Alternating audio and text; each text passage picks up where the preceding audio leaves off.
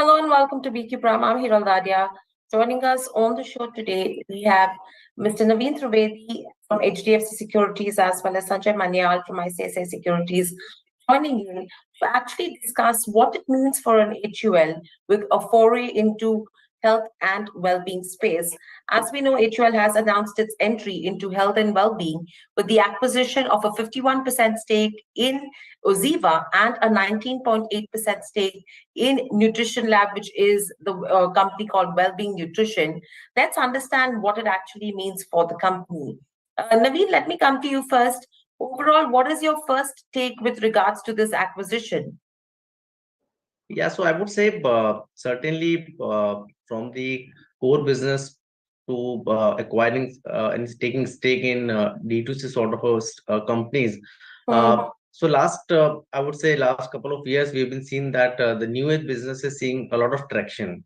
If you look at the kind of wide spaces which they have been addressing, and the kind of product differentiation which these companies have been identifying, there have been a lot of consumers who are buying such sort of products and such sort of a business. Even in our last D2C thematic, we were keep highlighting about traction of these new age businesses in the BPC side and the food side. Having said that, levers taking stake in such businesses certainly highlighting that they understand that running such sort of a business is a different framework which you have to use for running a show, and thereby rather than their own organic sort of a approach, they thought that it's better to have an inorganic sort of approach. So these are high growing, promising categories. May not have an immediate impact on in terms of numbers, but if you look at from the longer term aspect, they're trying to address and they're trying to add more verticals which can grow faster than what their core business is growing, and it adds that sort of a value to the lever. Right. So, Sanjay, coming to you as well, basis what Naveen is clearly mentioning, yes, from a target, from a number perspective, it will be insignificant taking HUL's current revenue and profit base into consideration. But would you agree with the management growth mindset and the focus on identifying the future consumer needs and trends? Certainly. So there are many D2C brands over the last few years have grown exponentially. In the space of well-being, if certainly if HUL wanted to be in this space, which is very niche space, high margin business, but given the fact that the gross margin of both these companies have been higher than the HUL's current gross margins, certainly this is a very lucrative kind of a space. Though, as you also mentioned, that it is pretty insignificant as of now, just 124 crore revenue for OZiva, and almost just 20 crore kind of revenue for the well-being nutrition. This is really insignificant for their point of view. But what management has mentioned, that they see an opportunity of 30,000 crore in this space, and that kind of opportunity, certainly if they want to sort of grab even a pie of that opportunity over the next one decade, that will make a difference over the period of time. And certainly, you in a new age business, if you are getting a business which is high gross margins business, which can be on profit accretive, nothing like it. I think that's what the HUL management's thinking, for acquiring or by acquiring these kind of D2C businesses.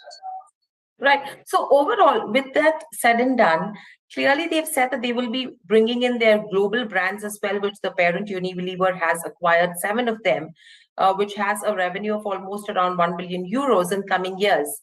Now, if you have to take that portfolio into consideration, plus when you talk about OZiva as well as well-being nutrition, from that category of around 30,000 crores over the next 4 years, 4 to 5 years, what is the kind of pie that you think HUL will be able to garner out of this?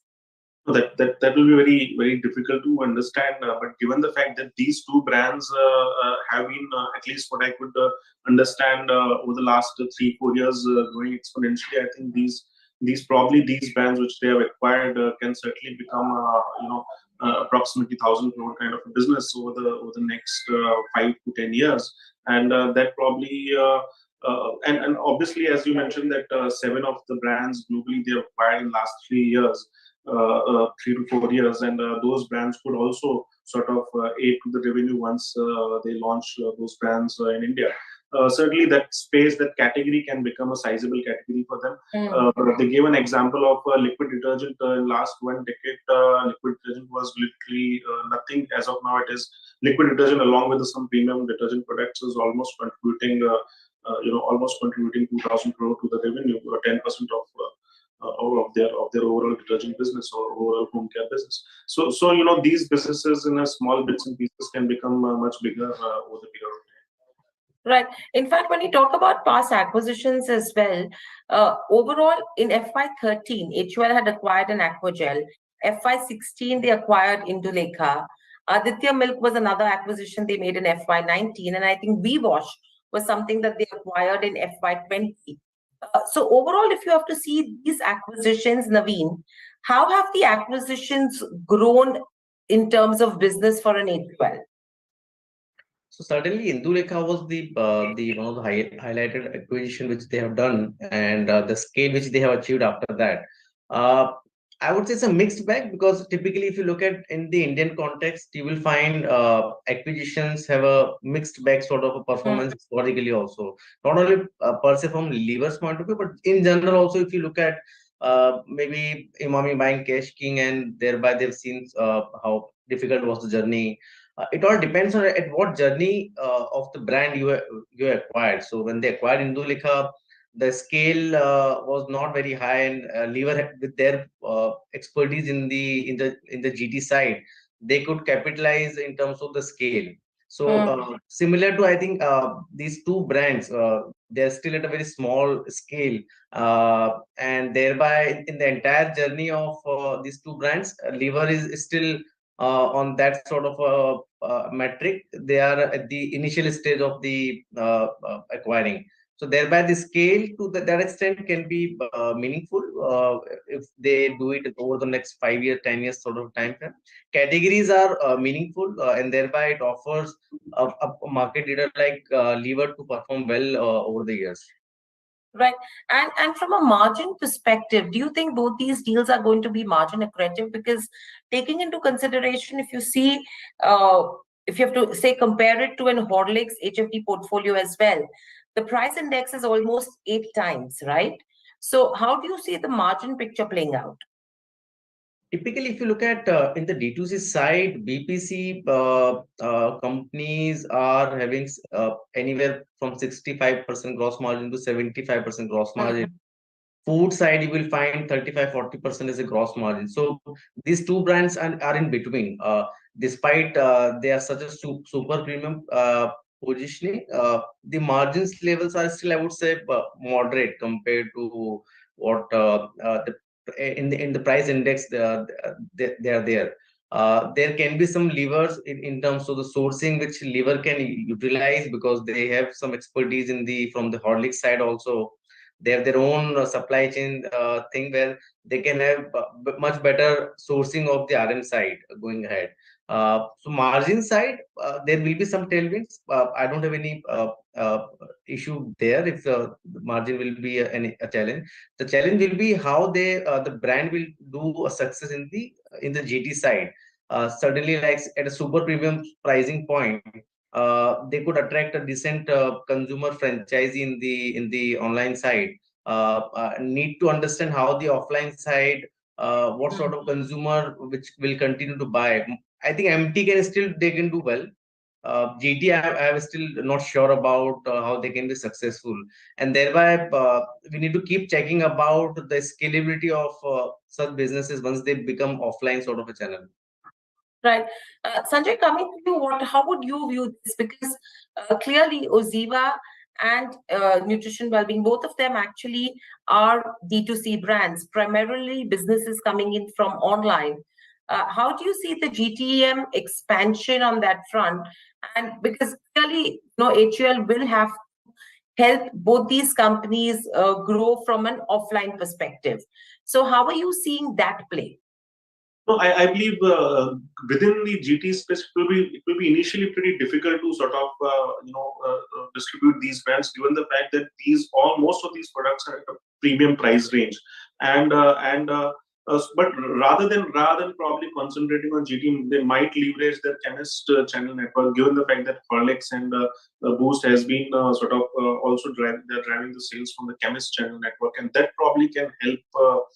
Sort of grow these brands at a faster pace. So I believe rather than a GT, chemist channel network, and their own e-commerce capabilities, actual e-commerce capabilities are much far superior than probably anybody else at this point in time. I think they can grow these brands in both, and also to certain extent, modern trade probably can help grow these brands. General trade probably might take some time, when probably they'll want to launch the high or the low price point products within this space, if there will be any such. Then probably GT might work for them, but rest of the other distribution channels can work for them in these brands specifically. Right. In fact, Sanjay, an interesting point that I was reading about them was that the Unilever portfolio that they are building in the health and wellness category, right, where they've acquired 7 brands, 40% of their revenues actually come in from the online channel. Now, if that's the strategy that the parent company is actually looking at, do you think for this segment they will stick to a D2C kind of a strategy and not really venture too much with regards to offline sales via GTM expansion, which could include modern trade, chemists, as well as GT? I think chemist channel certainly can have some benefits, and only given the fact that Horlicks and Boost both are means both after the acquisition of both these brands, their distribution network, chemist distribution network, has also sort of grown much faster. So I think chemist channel network can have some benefit. As I told you, GT might not be very relevant at this point in time for both these brands. And as I told you, given the fact that if you see the overall HUL's digital capability, they are driving almost 20-25% of their product demand from the digital channels or digital the means. Then I think that probably certainly can help them grow these brands. Right.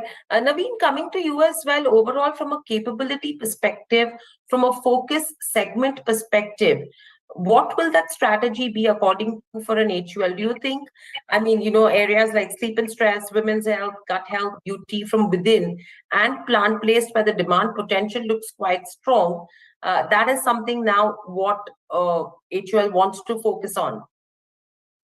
Certainly, if they're acquiring these sort of niche businesses, the idea would have been that with their mass consumer base, which for the core categories, they should try and capitalize that sort of a consumer base which they have. Having said that, the strategy is that it's not for 1 year, 2 year, 3 year sort of a time frame. They are more like investing such businesses so that they can become a decent scale over the next 3 to 5 years time frame, and then they can replicate these brands into multi category sort of a presence. So OZiva itself was trying from the nutrition product side to also BBC side on their own.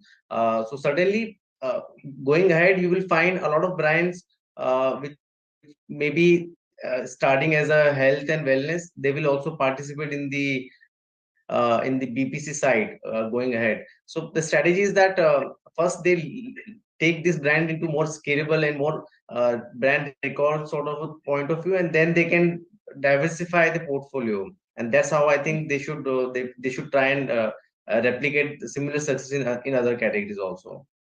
Right. From a valuation perspective, say from 3 years down the line, how are you seeing this? Will it be a premium or will this be a discount to an HUL? You mean to say the valuation of these acquisitions? Firstly, is valuations of both these acquisitions, and secondly, how would you price this in from an HUL valuation perspective?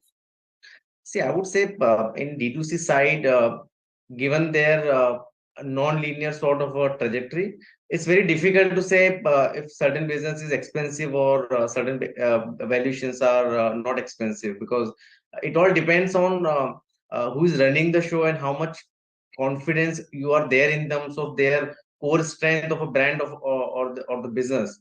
Uh, if you look at the OZiva side, which above 120 odd crore sort of a number is there, and if you just look at the Wellbeing also, you will find the scale even so far is very limited from that point of view. Say from those numbers, you will always feel that they're expensive to that extent. But if you look at the kind of 3 year, 5 year sort of a plan which you have, if you believe in that capability sort of a thing, either in the form of R&D of these expertise, or maybe the kind of consumer base which they have already attracted so far on these certain platform.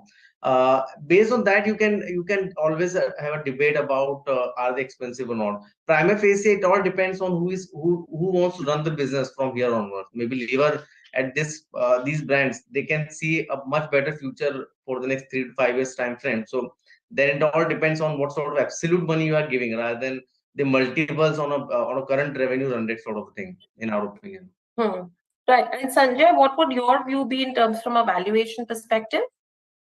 So they have acquired what I could understand from the numbers from FY22 revenue perspective, which is a historic number. Almost 4 times they have acquired price to sales OZiva, and though the nutrition well-being looks on a higher side, but I think the run rate has been somewhere around 50 odd crores for the annualized run rate for the nutrition well-being. So in that sense, it is almost 7x. But as I think has been mentioned over here, that these brands can grow exponentially in next, suppose 2 to 3 years. If these brands grow 2x, then all of a sudden you will find the valuation multiple quite cheap. And given the fact these are the profitable brands, at least on a gross margin perspective, I think the capability of HUL is there to sort of grow these brands at a higher pace, at a faster pace, or maybe at an exponential pace. And in that sense, this looks pretty decent acquisition from the valuation perspective. Right. So from a target perspective and a rating perspective, can we expect a re-rating from a long-term standpoint, as well as an upgrade from a target price perspective? Because clearly stock has moved up almost around 24 to 25% in the last 6 months. So what's your view on that front, Sanjay? No. On these acquisitions, we are not changing our target price or rating, because as I mentioned earlier, these are very small from the revenue perspective. So certainly not as of now. We are not changing our rating or target price, just because of this acquisition. Right. And Naveen, from your end? Yeah, so similar sort of a view where the financial impacts are almost negligible. So no change in terms of the rating or the numbers from our side also. All right. Thank you, Naveen. Thank you, Sanjay, so much for joining us on the show. So that's all about the 2 acquisitions that HUL has made in the D2C space. Though very small at this point in time, but a potential of growth looks immense, taking into consideration how the growth story pans out as well, with a company like an HUL coming on board. Thank you so much, gentlemen, for joining us on the show. Thanks for watching.